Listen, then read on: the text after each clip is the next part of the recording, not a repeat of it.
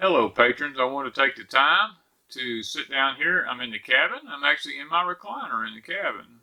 Um, Taking it easy right now. That's what we are planning on doing a little bit more of. We've taken the time to make a few changes here at Deep South Homestead and to be able to relax a little more. And I am doing a lot of work on the cabin now because uh, we're we're changing our focus in life right now, and that's one reason I'm making this video, and I'm giving it to you patrons. I don't even know if I'll put this on YouTube or not. I haven't made my mind up yet. This is going to be a special video because I don't know if I should put this one up on YouTube.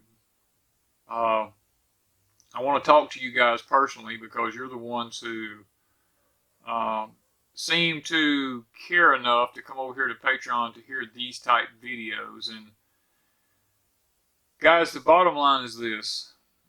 I've been struggling with this video now for this is about the fourth day. 4 days ago, the Lord told me that I needed to go ahead and quit. Or let me not know that I had to quit. Let me word this the way he expressed it to me. I want to get this right. He no longer requires of me to warn the people about the sin of the nation and the problems that we're going to face. He specifically, through prayer and meditation, told me, said, Danny, you don't have to do it anymore. I'm not going to require it of you anymore. He said, her iniquity has come up before me.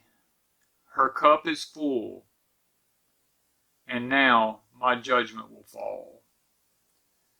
You've been faithful. You've done what I've asked you to do for a very long time because God burdened my heart with this back in 1985. From 1985 until now, I've been telling people about the doom of America. I've done it from pulpits in churches. I've done it through home meetings, personal group meetings, and YouTube now, in speeches that I would give and things like that, classes that I've taught. I have done what the Lord has asked me to do. And this past week, he told me, he said, this is what I told you. He said, Danny, her iniquity has come up before me. The word iniquity means her sin, and talking about the nation.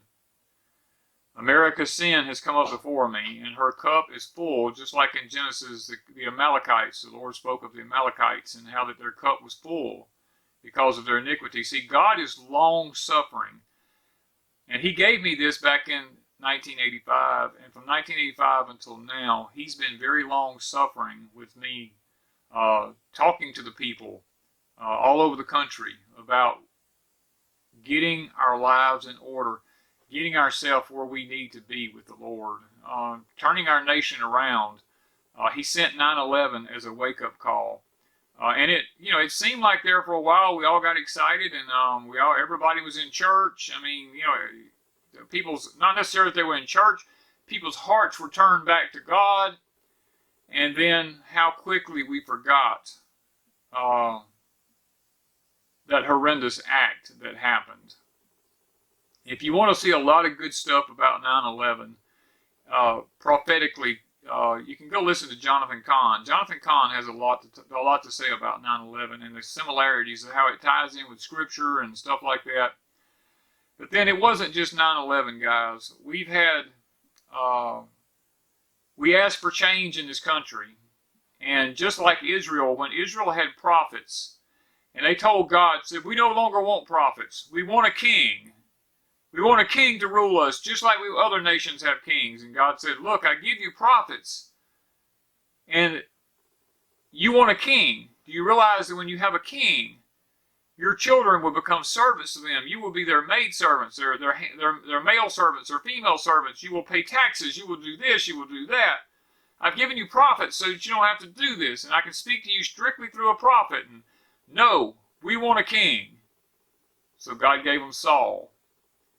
And you all know how Saul turned out. Saul was a godly king to start out with, but his end ended up being very reckless. He ended up calling up witches and stuff after Samuel had passed away. He went to call up the witches of Endor and stuff to find out how the battles would go. And then Saul, as you recall, came up out of his rest and said, Saul, why have you...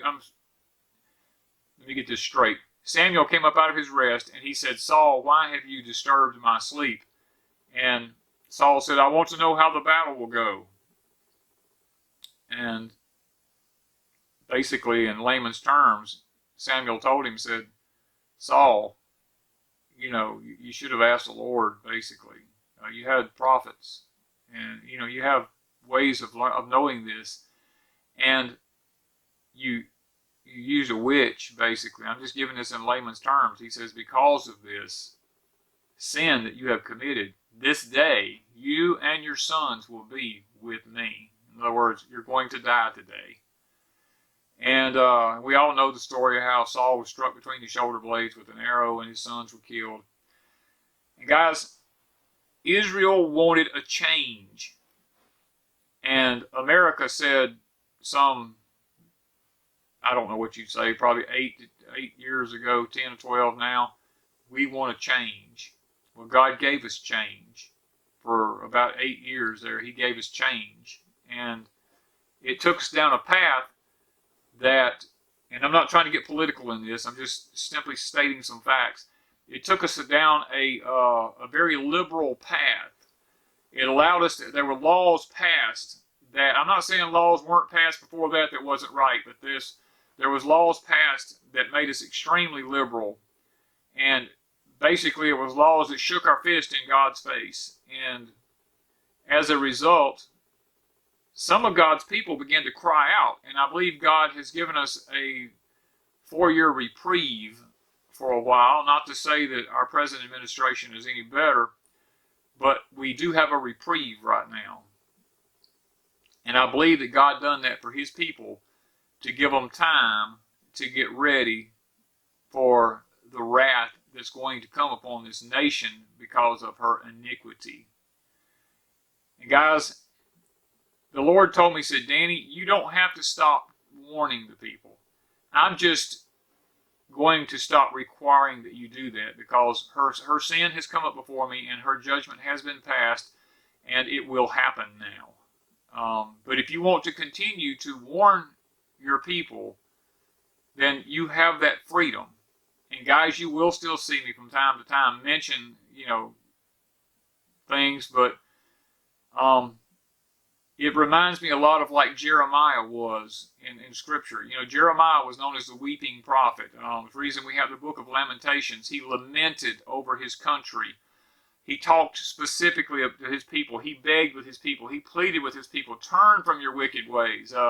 Jeremiah 6:16, turn from your wicked ways, is what he told them. He says, return to the old paths, wherein is the good ways. And of course, the nation of Israel told him, says, we will not. And as a result, they ended up going into captivity. And the nation of Israel, basically crumbled from that point, was divided and everything else. And Jeremiah spent many years after that lamenting, crying over his nation and his people, even though God told him, look, it's going to happen. It hurt him that his people would not listen to the Lord. And guys, that's basically where I'm at today. It hurts me that God told me this. That's why I've struggled so hard about making this video, is because now God has told me that the judgment will come. And that's one reason Wanda and I here at Deep South Homestead are taking time now to begin to refocus our ways and to look into different avenues, because we know now that judgment's coming. Now, I don't know what kind of judgment. See, that's just it. God didn't tell me details. He just says, Danny, her iniquities come up before me, and her judgment has been passed. And there is no turning back now. I don't know if it'll be a year. I don't know if it'll be 4 years. I don't know how long it'll be. He didn't tell me. He just told me he no longer requires of me to do this. So, guys, that's why I'm making this video, is now that the Lord has laid this on my heart, I feel like that it's even more urgent than ever now that we prepare ourselves for very uncertain days ahead. Now, could the grand solar minimum play a part in this? I do believe that it could, because it can bring about famine, and it can bring about all these weather anomalies that literally cause the ability to grow food to be very, very difficult to do. And not only for the food to be difficult to grow, but erratic weather patterns, extreme heat, extreme cold, lots of snow, lots of wind, lots of hail, lots of hurricanes, lots of tornadoes, all these kind of things doing damage and tearing up stuff and freezing stuff, burning stuff up, all these things happening, guys. Could it be an EMP? It could very well possibly be. I don't know. I'm focusing a lot on China right now. There's a lot being said about China. China, I believe, is more of a threat to us at this very moment than the Soviet Union is. I know the scripture talks about the king of the north and the king of the south and all rising up in the latter times. But guys, right now, China is on the move. The Silk Road, if any of y'all know anything about history and go back and look at the history about the Silk Road, China has been actively for many, many years now pursuing the Silk Road, and they now have this thing almost complete, where they can go from their country all the way to Africa or over into Italy. I'm not Italy, but Iraq, Iran, Pakistan, all through those kind of places in there. And the Chinese people in the past, when grand solar minimums have happened, their dynasties have risen and fell based on the grand solar minimums. Now that China has access to technology, China can go back and they can actually look at data now, and they can almost predict the future as to what's going to happen to them because of their vast numbers of people. They know that if they don't do something about food, then their dynasty will fall again. So they're making provisions right now. They're buying up land in Africa. They've bought up lots of land in America. They are buying up land in other countries. They've built this Silk Road where they can not only move military equipment, they can move food. Stuff like that can be brought back and forth to their people. China has huge cities that have no people in them that's been built. You know, there's reasons behind all this. There's agendas behind this to move people to these cities. Guys, I am concerned. I'm very concerned about what the future holds for us now. I had hope until the Lord had told me the other day that our cup is full. In other words, we've shook our fist in God's face for the last time. And I don't know what part China will play in this as far as the breakdown of our country and stuff like that. I don't know what part any country will play in our demise. God did not feel free enough to tell me that at the moment. He might in the future. He may let me know. He didn't tell me if we have 1 year, 4 years, like I mentioned prior. I don't know.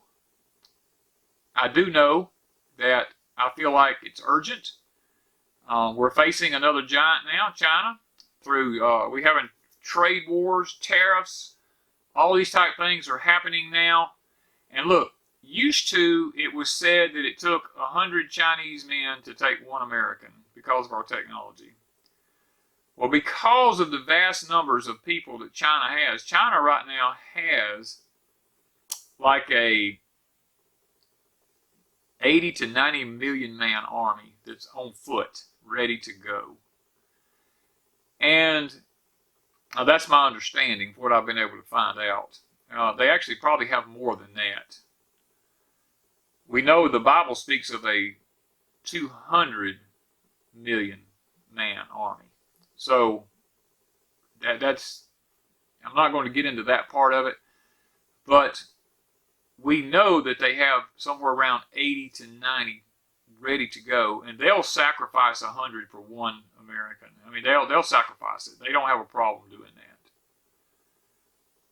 Guys, let me say this. It is not the Chinese people that we're dealing with here. It's not the Soviet people that we're dealing with here. It's not the North Korean people that we're dealing with here. It's the governments that we're dealing with. People over there talk about America just like we talk about them as being horrendous people. And it's not that we're horrendous people. People like you and me, we sit back here in our country, we love our country, but yet we don't hate the world. We love the world. We love people of the world. We would love to see peace all over the world. And guys, I have friends who go back and forth to China all the time, who work over there and things. And they come back and they tell me, Danny, the Chinese people are just like us. They hate all this that's going on. I have friends that's been to the UK and back, and to Russia and back, and South Korea and back. And they tell me, Danny, the people are just, they're kind. It's not the people that we're fighting, it's the governments that we're fighting. The governments just want to make war. They want control of everything. They want to be able to bully other countries. Jeremiah talks about Mystery Babylon being the hammer of the world.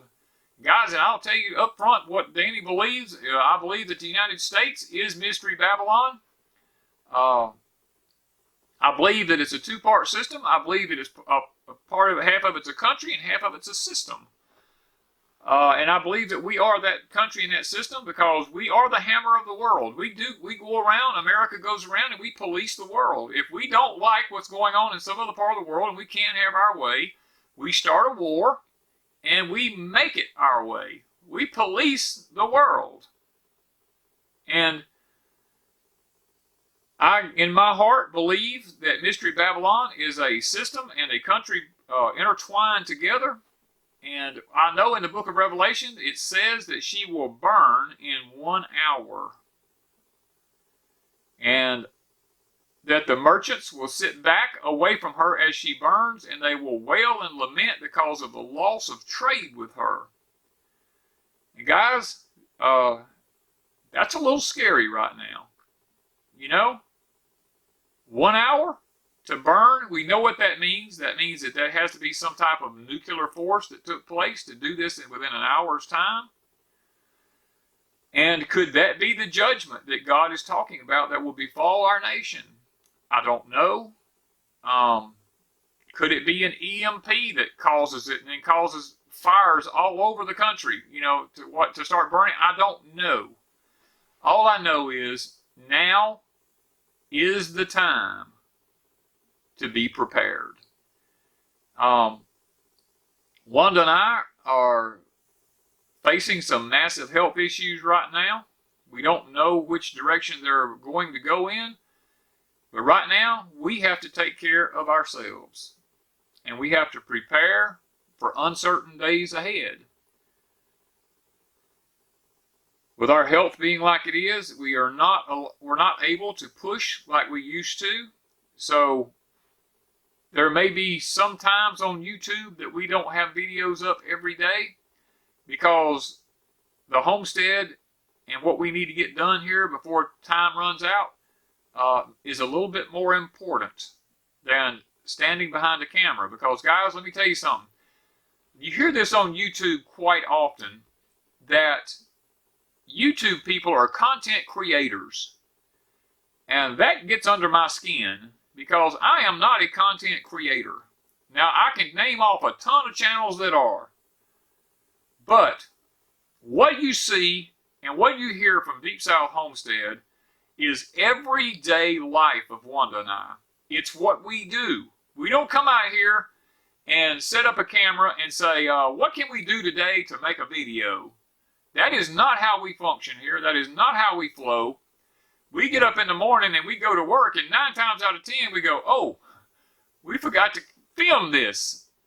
And we'll stop what we're doing and slow us down, and we'll go back and get the camera and come back and say, you know, somebody out there might need to know how to do what we're doing, and they might want to see it, and we'll actually video and film it to the best of our ability. Now, we're not professionals by no means, and we'll try to edit it out where it looks halfway decent, but it's just taking more of our time to edit something out rather than just showing it live and the bloopers and the mess ups and everything. The video would just be too long if we done that. So rather than us spending so much of our time behind cameras and behind computers and laptops and editing and uploading and doing all this types of stuff, dragging a camera around with us, hold up, let's back up, let's refilm, let's do this, let's make it where we can show it. Those kind of things, guys. There may be some of these videos that just do not happen, just simply because Wanda and I don't have the time we feel now to spend doing a lot of these videos that we've been doing. We're going to still put up videos, but they may not be as frequent because we have a lot we need to get done with our health like it is. There's things that we're trying to accomplish. We're trying to figure out how to live without electricity. We're trying to figure out how to live without the conveniences of life, just to see where the pitfalls are, so that should this country befall and have a problem, and we have brownouts and we have blackouts and stuff like this, then Wanda and I can continue to function and we can continue to survive. That's one reason we have this cabin here that I am sitting in today, is because it is off grid. We're working effortlessly, constantly trying to figure out how we as a couple can function in this cabin and it with no electricity in it. And guys, we can survive and be comfortable in the heat and in the cold and be able to cook and prepare food for ourselves and be comfortable, because we both know that the big house is not going to provide that for us. Now, we might be able to cook over there, but it's not designed for the power to be turned off like most homes in America today are. This reason, this cabin has had lots and lots of thought and prep going into it being prepared for this time that lies ahead of us. So guys, I don't want to go a whole much longer on this video here. I do have some videos coming up on YouTube I'm going to be making about some of the things that we're going to be facing in this country. But I wanted to talk to you guys personally ahead of time. Leave me some comments. We don't get many comments on Patreon. I was hoping to get more comments over here. I was hoping to get more personal thought from you guys, so that let me know if we're on the right track. I know lots of people drop out of Patreon. Some come back. Some go and come. It seems very unstable, and I don't know if I'm just not doing what I should be doing, or if I'm not putting out enough content. I try to save the stuff for Patreon that are special stuff. I want you guys to get stuff first that I feel like is really important, that will help for the uncertain days that lies ahead of us. So leave me some comments down below in the comment sections and tell me what you think about what we're going on, how you feel about what I've said. It doesn't matter. It's what God told me, but I would still like to know your reactions about this. Are you preparing? Are you better prepared? Just, guys, pray for Wanda and I that we'll be okay and have good health for uncertain days ahead. We covet your prayers. So I'm asking that of you. We will continually pray for you. Leave your prayers with us. We will pray for you as we all get ready to face the coming wrath of God upon a nation that has shook its fist in his face. So guys, thank you for being patient with me, and thank you for taking the time to come over here to Patreon and help support us here as we make these videos and put them out. It means a lot to us because we feel like the people that's over here is a unique group of people. So guys, may the Lord bless you in your preparations for the uncertain days ahead. Thank you guys from Deep South Homestead.